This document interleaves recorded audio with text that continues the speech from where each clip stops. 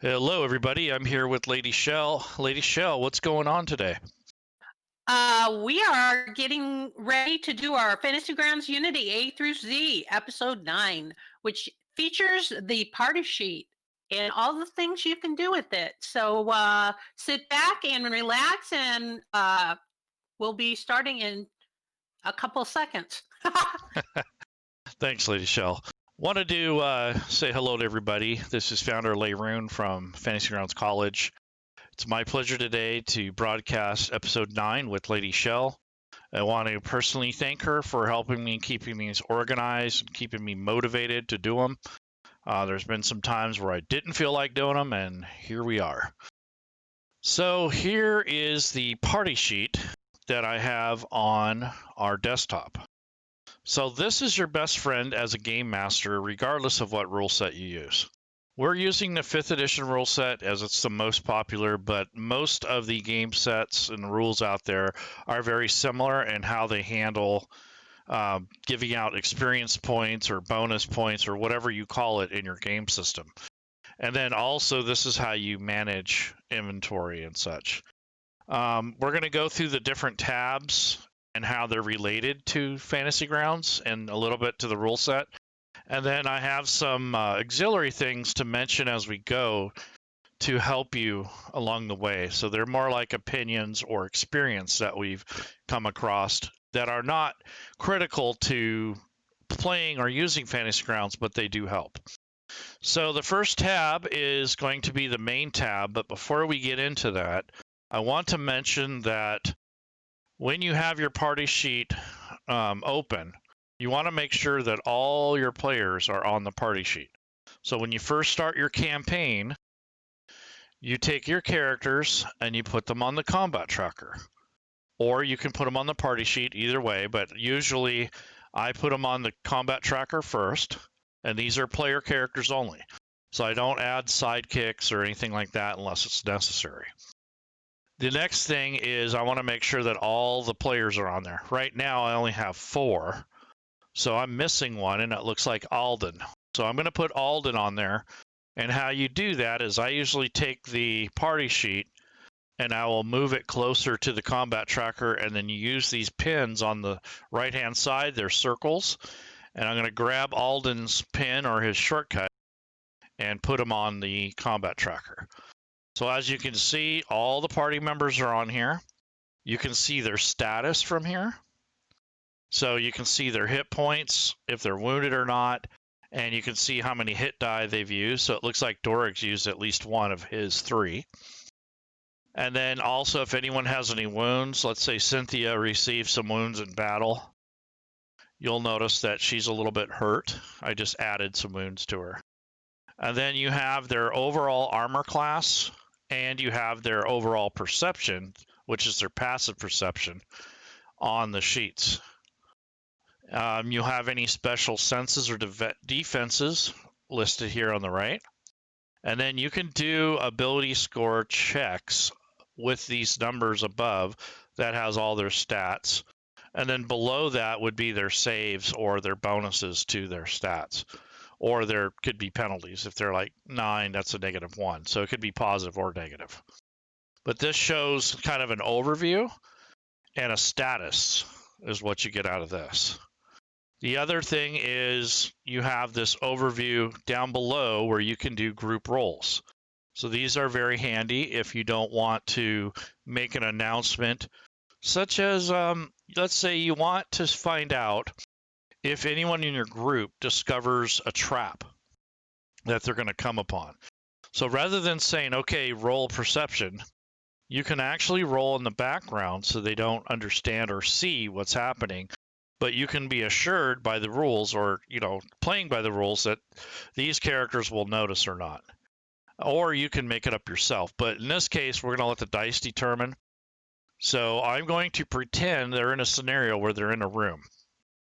So what I'm going to do is select the ability score or the skill. In this case, it's going to be a skill, perception. And I'm going to set the challenge rating.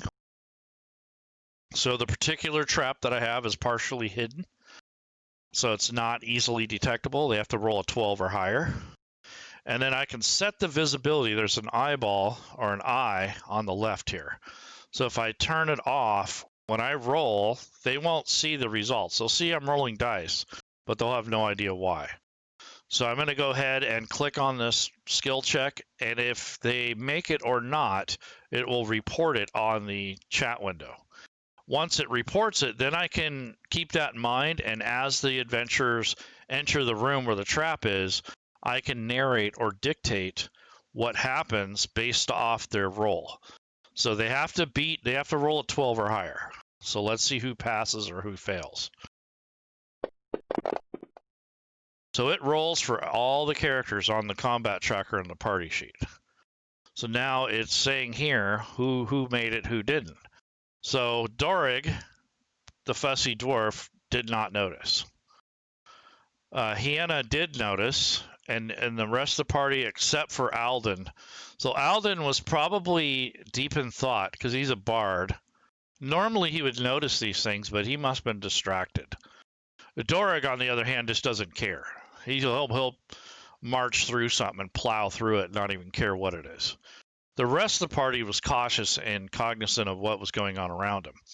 So what that might do is I might just dictate this or narrate this as they go through the room, what happens to them. So what I might do is give everyone that had a success advantage on their saving throws. And everyone who didn't would just roll normally for a dexterity save. So that's how I would adjudicate that. So there might be a trap, and there's still a percentage that they'll be caught in it. But if they were aware that of the trigger, they might give them an extra little bit of reaction time to avoid some of the damage. So if I set up the trap where they have a saving throw, these guys would get advantage on their saving throw, whereas the other people wouldn't. So that's a usage of this particular sheet.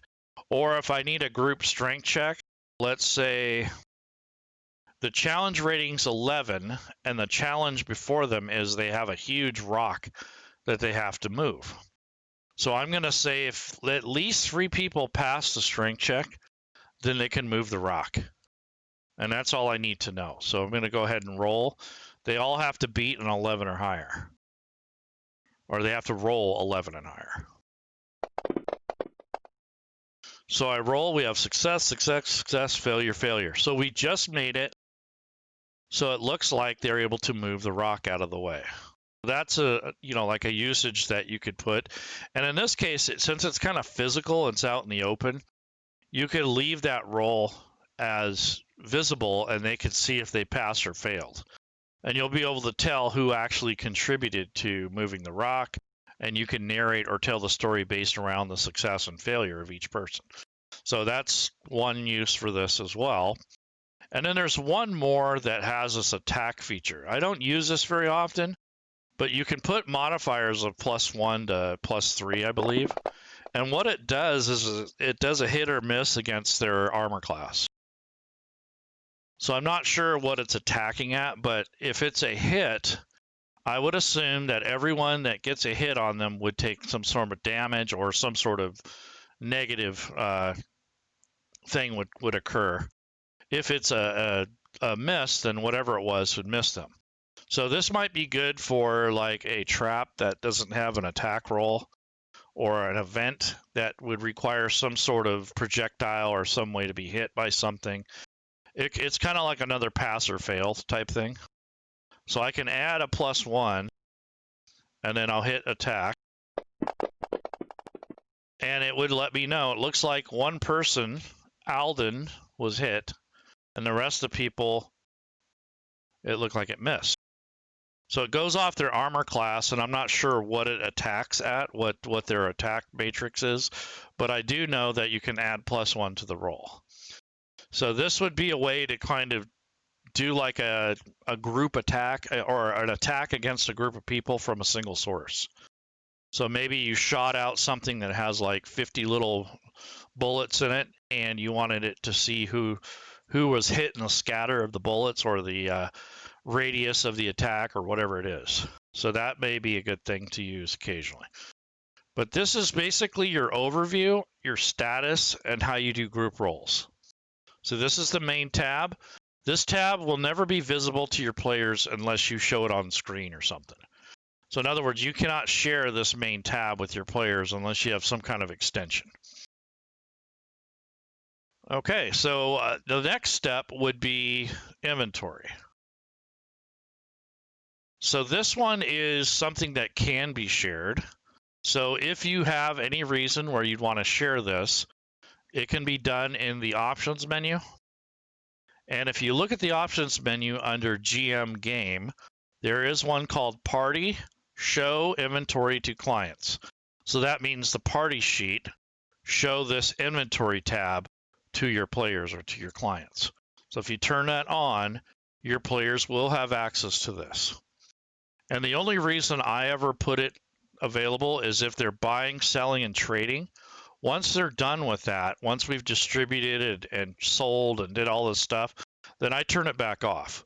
And the reason I turn it off, because sometimes when players are bored, they'll come in here and they try to study what each other has and those sort of things, and that's kind of metagaming. So I don't keep this open very often. And even if they can't see this, there's no reason to sit here and be on this page unless you are buying, selling, and trading. So a player can interact with this sheet if it's shared to them. So what it does is it allows for, let's say, Alden here. In his inventory, he has a hand drum that he wants to sell. So I'm going to drag and drop this over to the parcels as a player.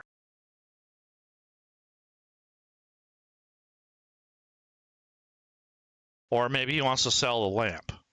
Whatever it is, it needs to be on him, of course, and then he needs to have it available.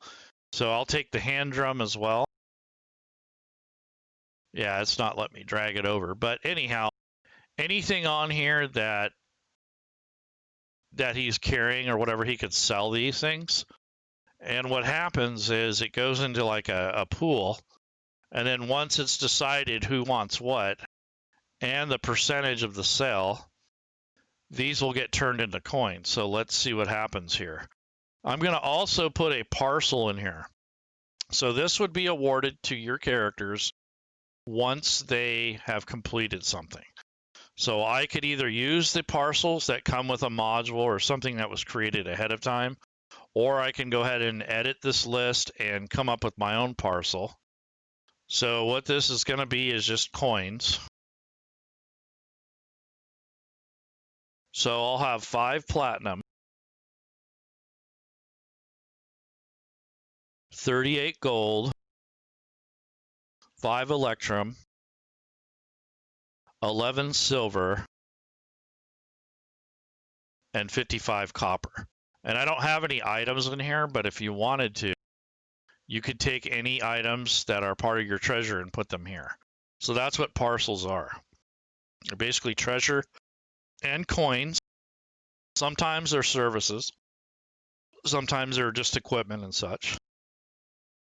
So now if they win this, or if they find this, or they loot it off of one of the NPCs or one of the monsters that they fight, at the end of that battle, I would, as the game master, drag this over, and as you see, it puts all the coins in here. Now, if it had items, it would put it in this area. So once they get to a store to sell these items, we have to first look to see if these are priced correctly. So the lamp gives 5 silver. So since there's 5 people, that will evenly divide 1 silver each. So the lamp will sell fairly simply. The cost of the potion in this case is 50, but in some cases you might have a price range. If that happens, then you won't be able to sell it without unlocking it and changing it to a static number. You cannot have a range. So that is something that people might struggle with magic items mostly, is there's a price range. It'll say like 50 to 100. You have to actually set the price. All the mundane items like this lamp, clothing, and stuff, those all have a price. All the magic items and the special stuff have a price range, and you as the game master have to set that before you put it in the parcels. It's kind of a pain, but that's just the way it is. So once you have that settled, then you have to decide on the percentage that's going to be given for the items being sold. So in this case, they want to sell the potion and the lamp, so they take it to a general store. And the guy that's running the store says, I'll give you 25 for the healing potion, and I'll give you, 50% of the value of the lamp. Well, the group may or may not be happy with that, so you can negotiate and haggle and change this percentage, whether it's favorable or not. But it starts at 50%. Try and negotiate. They probably all have bad. I know my character doesn't have good charisma. I don't know about Dorg. Yeah, Dorg probably wouldn't be a good choice either. Yeah, his charisma's 8. Bard would be your best bet. What's that? I said your bard would be your best bet. Yeah, probably. But I have, if I had intimidation, I might be able to threaten him. But that's not as good as persuasion. So if we took Alden here, let's say Alden, he has, he has persuasion as a half proficiency. He has +4 bonus.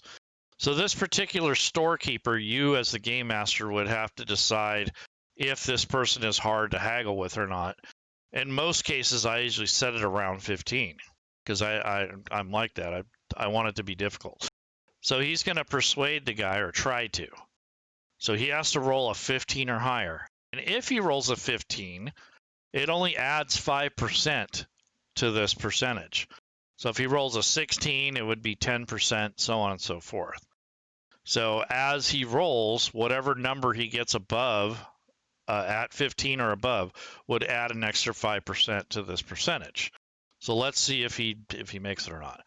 So I'll just pull this down, and he's going to roll into the dice tower. It is a 22. Oh, I don't see it yet, but hopefully I was going to say he rolls better than he has because he's been failing all his stuff. Yay! Good roll there, 22. Yeah. So what would he get for a bonus? You said 5% for each number. 15%. That's more than 15. Because he's well, think about it. That's a pretty damn good roll. Yeah. So at 50%, he rolls a 15. He's getting an extra 5%. So that would be 55. Never ask me a math question. So he's rolled, let's see, 22 points. So to do that math, so if you go from 15 to 22, that's 7 over. 7 times 5 is 35. So 85% is what the number is going to be now. That's a good roll there. That's a good percentage. Yeah, so he's like really dandy with the storekeeper. So now they're getting 85% of the value of these. So I'm going to go ahead and hit this sell items. And it turned it into coins. And now it's in the kitty for the coins. So this is where all the coins are now stored. All the stuff's been sold. And now I'm going to hit this down arrow, which is going to distribute all the coins evenly amongst the party. So if I click the down arrow, it's going to take all the coins and distribute them out evenly amongst the group. So it tells you who gets what.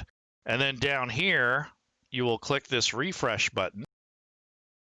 It rebuilds the inventory and their coin status, and now it tells me the party treasure and the party coins as to who has what. So down here shows me what I need to kind of keep an eye on occasionally, is take a look at that, and then I get to see their overall fundage for the group. So this is kind of a very handy sheet here for distributing and keeping track of inventory and such as a group. So that's what this is good for, is for buying, selling, and trading, and also for managing who trades what. So when my players want to trade items, I make them do it through this sheet. So if Alden here wanted to trade something, let's say his pouch, or anything. Yeah, for some reason it's not letting me drag those over, so I'll try someone else.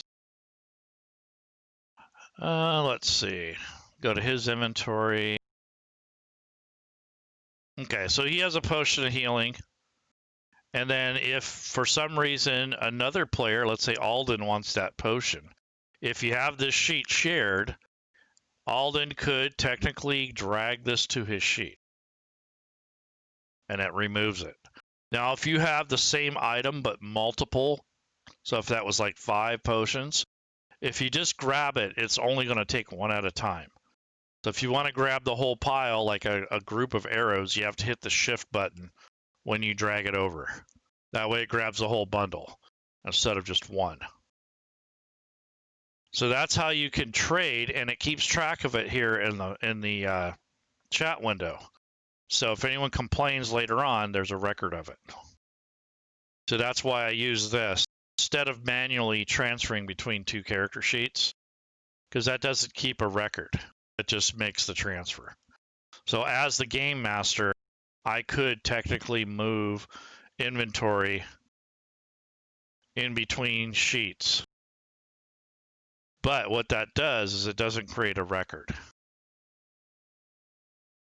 I guess it does now. It used to not carry a record. But nonetheless, it's cleaner to do it through the party sheet in case they want to sell it or something. Another thing you can do is assign. So if you want to assign somebody an item, you go to your parcels, and let's say you had a parcel for, let's see, I want to go to that one that I made right here, the one that said coin. I'm going to add some items to it,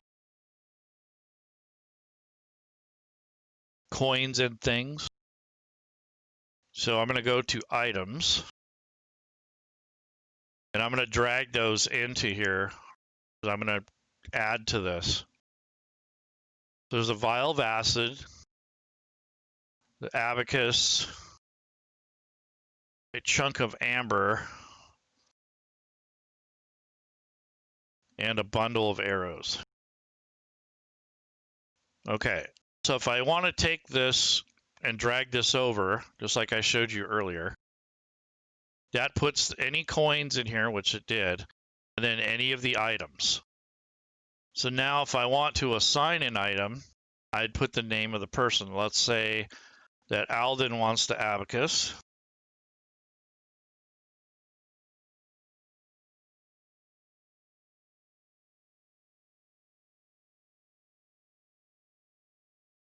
Hannah wants the amber. And then the arrows, someone will just grab if they want it. So if I click on this number, if I click here, it'll sell. But if it's assigned to somebody, then it's not going to sell anything. I'm going to put none on the arrows. So if I click this arrow here, it's not going to do anything because it's assigned. But once I click the down arrow,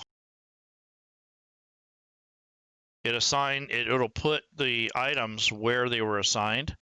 And now I have this left over. So I'm going to erase the none part.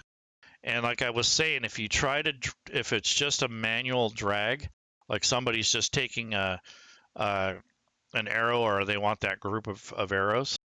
Let's say it's Cynthia. So Cynthia grabs an arrow, and that's what it grabs, is one arrow. So you didn't grab all of them. It only grabbed one. So you have to hold the shift key. And that grabs the whole pile. You can see that down here in the chat window. And then you have this uneven amount of coins, which you cannot distribute because it's uneven. There's 5 people. This is an uneven amount. However, you have to convert it manually to silver or to copper. So this would be 30 silver. So I could do that. Now we have 31 silver. So I can distribute that. And now I have 1 silver. So I can change that to 10 copper. And now with 5 people, they'll each get 2 copper. So now all the money has been distributed. So that is what you can do with the party sheet. It allows you to buy, sell, trade, and manage coins and items and inventory and storage transactions. So that's what this is for. So this is a major component to the party sheet in Fantasy Grounds. All right, so the next tab is the Order tab. So this is kind of an interesting thing here. So the watch order allows you to set up some sort of order in which your party would rest. So in other words, Hiena might take first watch or maybe last watch. I usually take second watch. FYI. Okay. But nonetheless, there, I just changed it. So Hiena has second watch. So basically, you could set this to where if something happens during the watch, you might be able to determine who was awake at the time, depending on when their watch occurs. So if you took an 8-hour shift and divided it by 5, each person would have a little over an hour to watch the campsite or the group area or even the room that you're staying in. So that's an option that you can use to keep track of that. You can also do it in pairs. So if you wanted to group up with more than one person, you can assign the same watch number to these people so that maybe Hiena and Cynthia take first watch. So they are second watch. So they're both going to have number 2.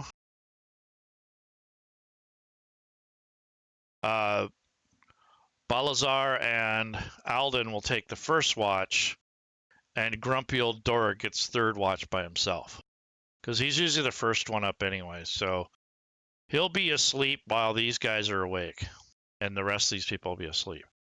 So basically, every couple, their watch has now expanded to a couple hours. And then Dorig will get up and watch the rest of the evening and start a fire or get breakfast going or something like that. So that's generally what the watch order's for.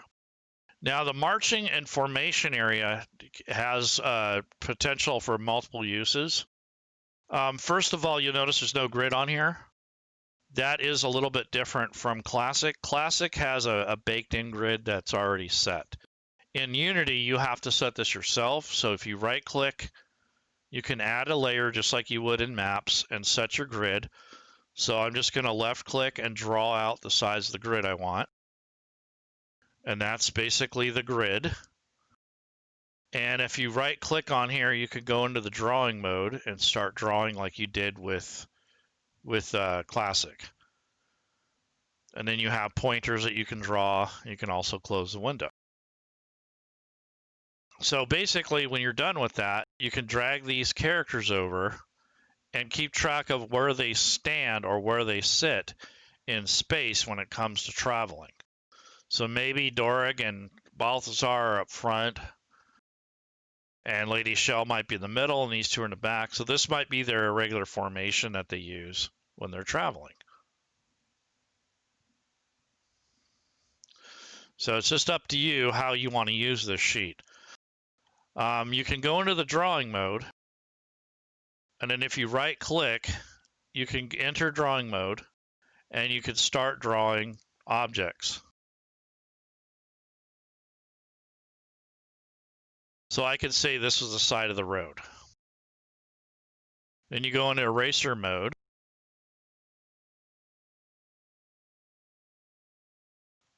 And I believe, I don't know if that works or how that works, but you can clear these drawings by right-clicking the drawing mode, and you can exit the drawing. You can clear the drawing however you want to do it. Now, in this mode, I usually use this differently because generally, if you have a battle map, you will know where they're standing. However, if you're doing Theater of the Mind or you're using this just to kind of give a rough idea, then this works fine. Also, this is like having graph paper. Back in the day, you used graph paper to keep track of where your party members are at. That's what this is good for. The other thing I use it for is altitude, and I also use it for depth. So in altitude, I'm in drawing mode right now.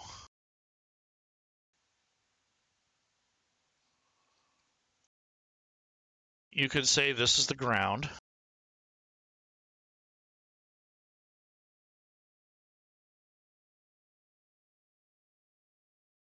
And you could say that this represents up or down, horizontal, vertical, or whatever you want to call it. And or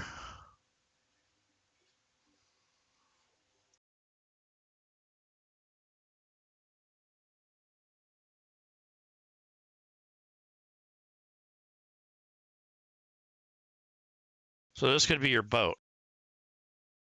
So if you were going to have this as your boat, I'm going to get out of the drawing mode. I can right click, drawing, and exit drawing mode. So now you can determine who is below and who isn't for like the water or if you were flying. So we can say Dorig is down here in the water. Each square is 5 or 10 feet, you can decide. And then you could tell how far down he is. Or if someone had a flying potion, you could use this as the ground, and this is the clouds. And you could say each square is 10 feet.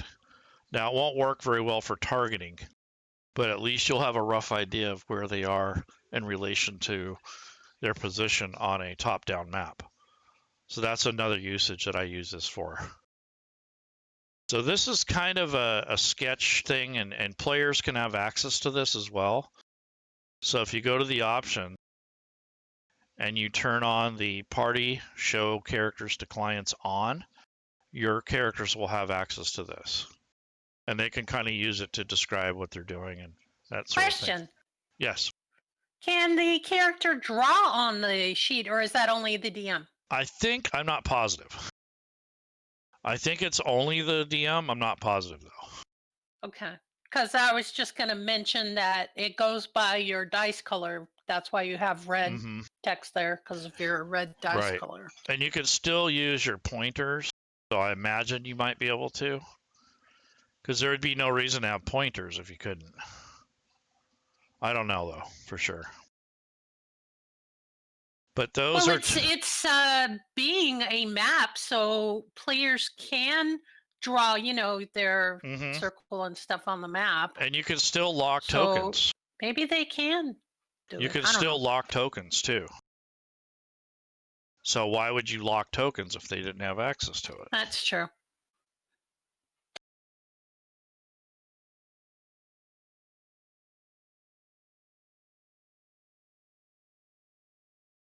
Yeah, so you can still use this as a map to help you determine what's happening in movement and in space.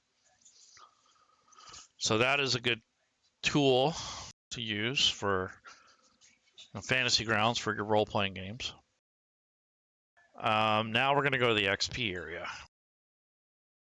So the XP area is for your experience points.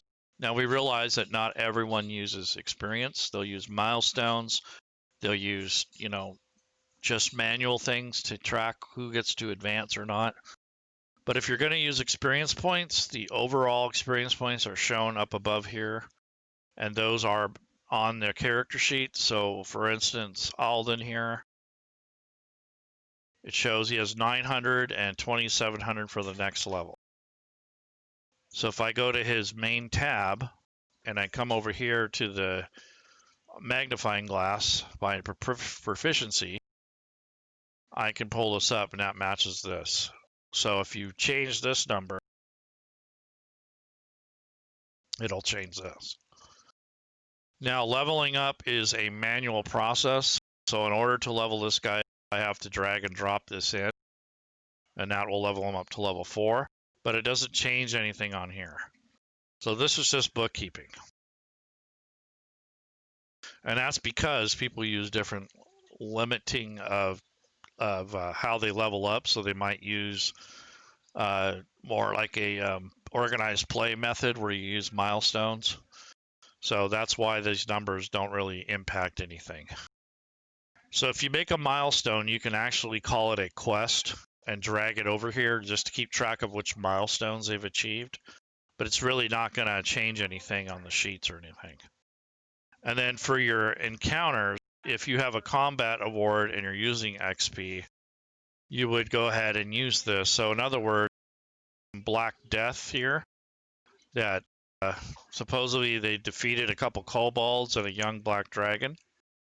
So that was drug over from an encounter earlier. And you can manage these if you need to.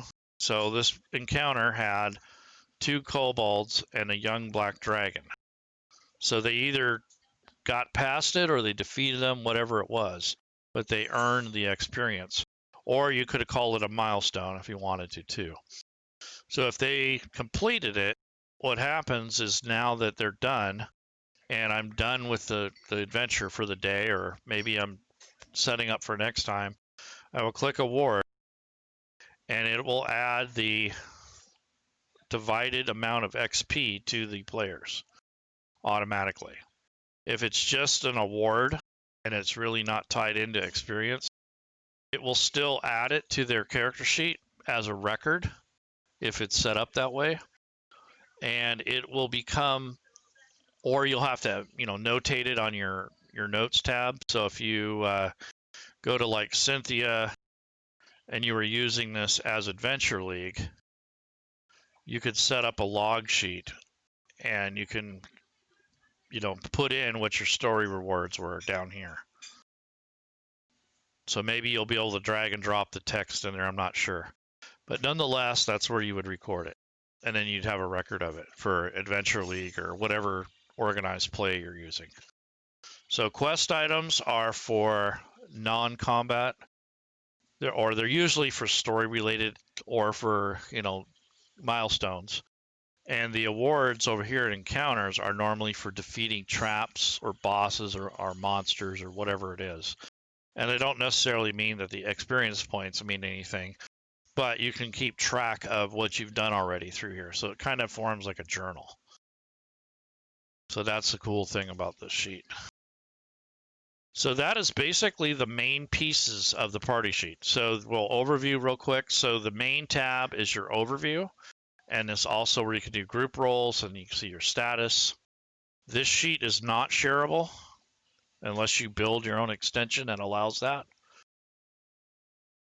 Inventory, same thing, but you can share this, and this would be an overview of your sheet as far in regards to coins and items. And this is where you buy, sell, trade, and decide on costs and such. The order tab can be shared. This is also a way to keep track of movement and where you are, and using this as a diagram or like graph paper basically. And this is shareable again. The XP area is not shareable, and this is mainly for the game master only to keep track of where you are in the story and how many experience points or milestones or whatever quests that you've completed. So this is basically how this works. There's one other thing that is impacted by the party sheet, and that is encounters. So if you go to the encounters area and you set up a random encounter, what you'll do here is you can unlock this or make your own, and you can set this to where it sets up the encounter based on the number of party members in the party sheet. So it doesn't have anything to do with the combat tracker, it's the party sheet. So if you have players in here and you want to set this up, let's say you want one more knoll than you do party members. So what you do is you put $,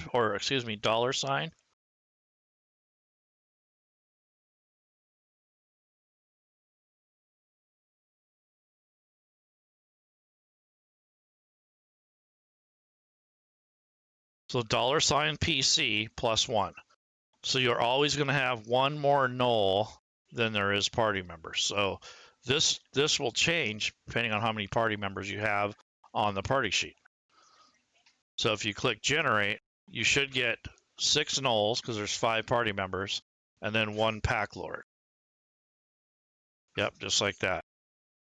So the party sheet does affect random encounters if you use that formula.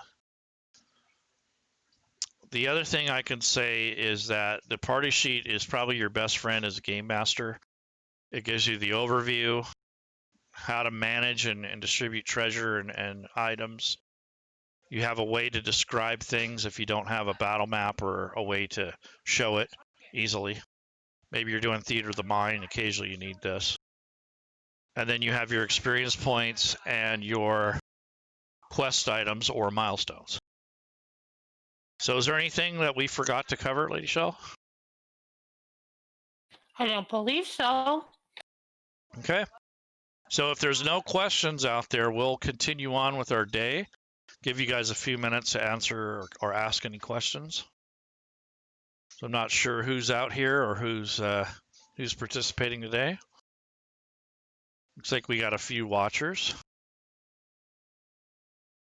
So if there's any questions, answer now. And Lady Shel, do you have any videos or links or anything handy that might help us with this? I did not prepare any. Sorry. That's fine. No, I was just wondering if you had anything. That's fine. I don't know if there's anything going to really help any one specific person because this might vary slightly from rule set to rule set. So there may not be too many videos out there about the party sheet because it might be slightly different for each rule set. But nonetheless, this gives you a really good tool to keep track of your campaign. So hopefully this, as a game master, you'll find this very handy and very pleasant to use. So I'm pretty sure we're done. We've been going for about 40 minutes. So anybody else have any questions? Don't see any questions. So I think we're done. All right. I would like to thank everybody for attending, and I hope that you found something that was new to you. And we invite you to join our Discord if you are not already a member. Let me put the URL for that. And as she's putting that in the chat, I'd like to thank all of you for attending and tell everyone about Fantasy Grounds College. We'll teach you how to use the platform and get you introduced to some people that are like-minded. And you can meet Lady Shel and myself and some of the other staff members, and we'll take care of you. And we don't just do D&D. We have people that teach other rule sets too. So you can come on over, and we have channels for the other rule sets that if you're not interested in D&D. And yeah, we hope to see you there. Thank you. Okay, bye everybody. And you have a good rest of your day. Bye.